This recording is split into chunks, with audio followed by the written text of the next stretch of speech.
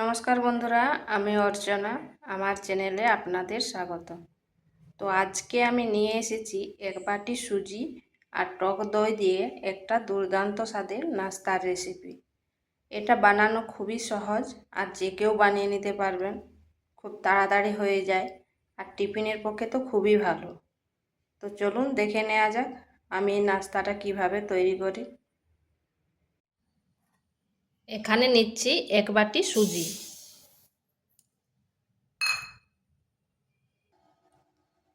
আর নিচ্ছি হাফ বাটি টক দই।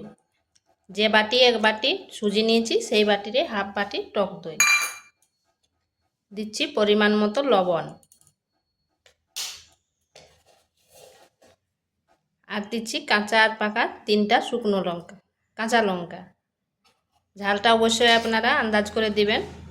দিয়ে দিচ্ছি কিছু কারি পাতা কুচানো আর দিচ্ছি হাফ চামচ বেকিং পাউডার, 3 ভাগের 1 ভাগ। দিয়ে দিচ্ছি ভাজা মশলা। এরপর এগুলো ভালোভাবে মাখিয়ে নিচ্ছি।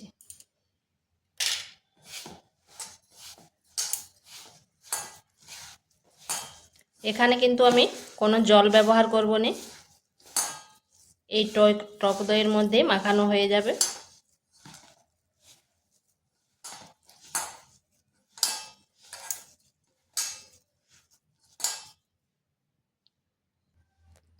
এরপর এখানে দিচ্ছি 2 চামচ চিনি আর দিচ্ছি 3 চামচ কর্নফ্লাওয়ার।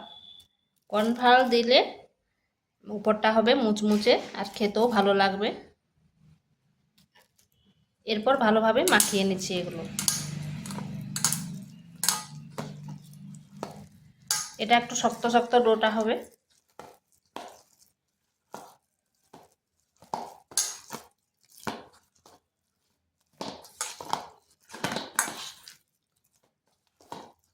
এখন একটু নরম লাগছে, কিন্তু এটা ঢাকা দিয়ে 5 মিনিট রেখে দেব। যেহেতু সুজি আছে, সুজিটা একটু ফুলে যাবে। তোমার মাখানো হয়ে গেছে। এরপর এটাকে ঢাকা দিয়ে রেখে দিচ্ছি 5 মিনিট। এটা 5 মিনিট হয়ে গেছে। এরপর হাতে একটু তেল নিয়ে নিচ্ছি।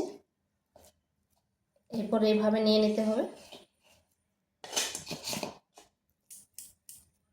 এইভাবে গোল বলের মতো করে নিতে হবে। নিয়ে করে মাঝখানে একটা ফুটা করে দিতে হবে।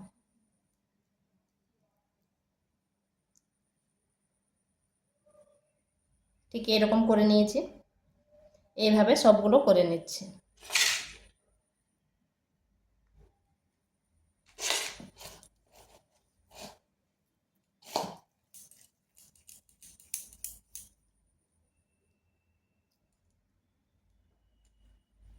এটা বানানো খুবই সহজ আর যে কেউ বানিয়ে নিতে পারবে। আর ঠিক দোকানের মতো কেউ বলতে পারবে না যে এটা বাড়িতে তৈরি। এইভাবে সবগুলো করে নিচ্ছি। এখানে কড়াই বসিয়েছি, তেল গরম হয়ে গেছে। এরপর এগুলো দিয়ে দিচ্ছি।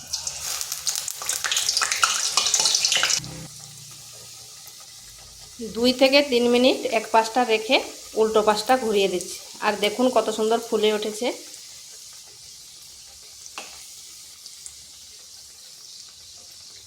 এরপর উল্টো পাশটা ঘুরিয়ে দিচ্ছি।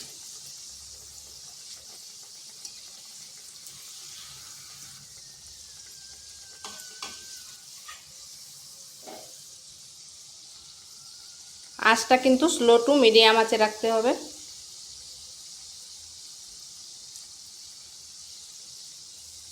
আর এটা বানানো খুবই সহজ আর খুব তাড়াতাড়ি হয়ে যায়। টিফিনের পক্ষে তো খুবই ভালো।